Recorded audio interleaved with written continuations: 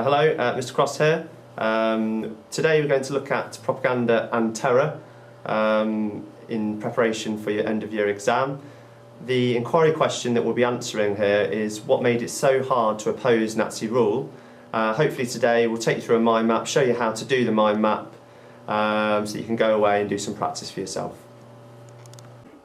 People refer to the way that Nazis tried to control people as the carrot and stick approach. They used propaganda as the carrot, trying to give people the incentive to conform. But if this didn't work, they would use terror. This is the stick approach. We're going to be focusing on the propaganda first of all, and we'll look first of all at why propaganda was needed. The main reason why propaganda was needed was that in 1933, in the election, the Nazis were successful in the ballot box. They did achieve 33% of the vote. They did achieve the most support out of any of the political parties. However, what that does tell us is that the rest of the country was either against the Nazis or they weren't convinced by them yet. So now we're going to take a look at who was in charge of propaganda in Nazi Germany. It was a guy called Joseph Goebbels, and he was the right guy for the job because at the end of the war he got his wife to kill their children by offering them sweets which were actually cyanide, and that caused them to die in their sleep. But what you need to know for the course is that he was the propaganda minister, and in March 1933 he was made Minister of Popular Enlightenment and Propaganda.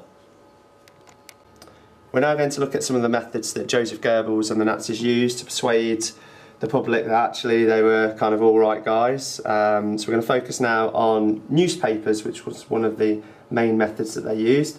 First of all, let's have a look at how they went about controlling the press, and that was through the Reich press chamber that was set up.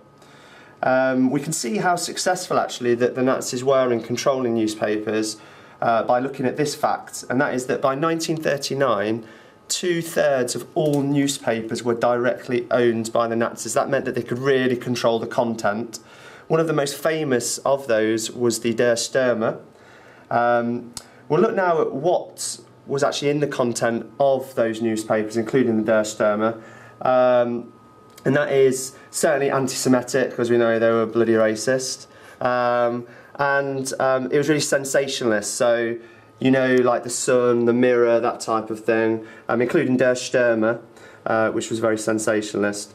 Now, the way that they were able to control what the editors and the journalists were doing was they controlled the content, and the way that they controlled the content was through an editor's law, which every single editor had to adhere to, just making sure that they were responsible for the content that they were including. And then every single journalist in Germany, whether or not they were owned by the Nazis or not, had to join the Reich Association of Press. So another way that the Nazis used propaganda was through radio. How did they do this? Well, they had the Reich's Radio Company, which was an evil version of the BBC, which broadcast all Nazi propaganda out to the airwaves. They controlled all output, so only Nazi-approved messages would go through the radio. But what exactly were they broadcasting? They broadcast entertainment because Joseph Goebbels believed that you couldn't just have propaganda going through because people would become bored, so they played fun entertainment through the radio, but only ones that were Nazi-approved. They did on occasion put out Hitler speeches and high-ranking Nazi speeches. One of the main things that they played was Wagner, as Hitler believed that this was one of the greatest composers of German history, and they wanted to promote this idea of going back to the Nazi past and the Nazi ideal of Germany. They wouldn't play things such as jazz, because they thought that jazz was too much involved with southern black people, and of course with Nazi racial policies, they didn't want that kind of message going forwards. The question is, though, how are they going to make sure that everybody has a radio? One way they did this was through cheap radios known as the People's Receiver. By selling radios at a week's wage, everybody in the country could afford a radio, and this was proved to be effective because about 70% of people within Germany had access to a radio and access to the content that the Germans were pushing out. So next we're going to look at how the Nazis used film. Quite similar in some ways to the way that they used radio. So they controlled that through the Reich film chamber, so that's how they did it. That meant from 1934 onwards all films were pre-censored. By that I mean that the Nazis and the Reich film chamber checked over every single film to see if it was suitable.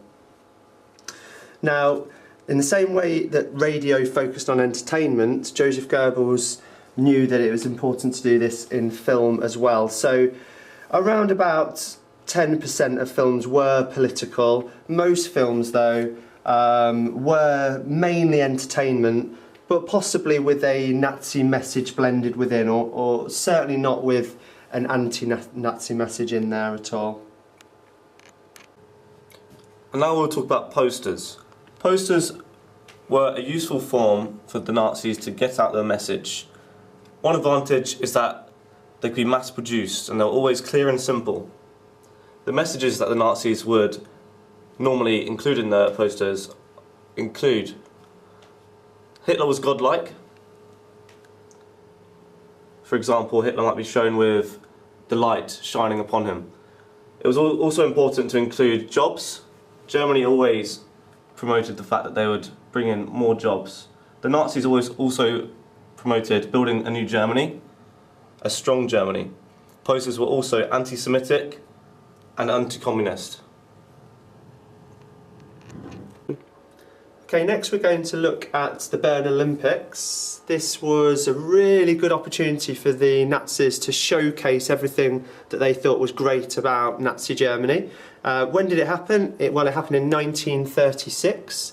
Where did it happen? Well, you guessed it. It happened in Berlin, and it happened in a stadium in Berlin, and it was a 100,000-seater stadium. Now, one of the interesting things, I guess, about the whole Berlin Olympic experience was actually, in some ways, there was less propaganda. They actually toned down some of the things that they had been conveying to the German public. For example, some of the anti-Semitism was taken out of posters and things like that. Well, the aim of the Olympics was really to show the rest of the world that the Aryans were supreme. That was the aim, and in many ways it did succeed. Germany did win the most medals on the medal table, and I guess Adolf Hitler would have seen it as a huge propaganda success in showcasing all that was good about Nazi Germany. However, there were a few downsides to that. For example, in the long jump, 100 metres, Jesse Owens of the United States of America, a black American, actually defeated a German, and quite interestingly, the German favourite in the long jump contest actually helped Jesse Owens out when he was struggling with his run-up. And that's it, really. So we've been looking at the inquiry question, what made it so hard to oppose Nazi rule? We've looked at one key element of that, that's the propaganda, the carrot, but of course there is no just carrot approach, there's a carrot and stick approach, so you need to now go away really, create a mind map for terror, as well as redoing that one we've just done. There's no good you just looking at that mind map, you need to go away and create your own one. So make a propaganda one, a terror one. Once you've done that, you should be able to go back to that inquiry question and actually answer the question. Test yourself on it. Look at what you've done, look at what you've missed out, and go back and revise that again, and then test yourself again. Seek out some past paper questions from your teachers, have a go at it. Was there anything you struggled on? If you did, go back to that mind map, test yourself on it, and keep going over and repeating that process.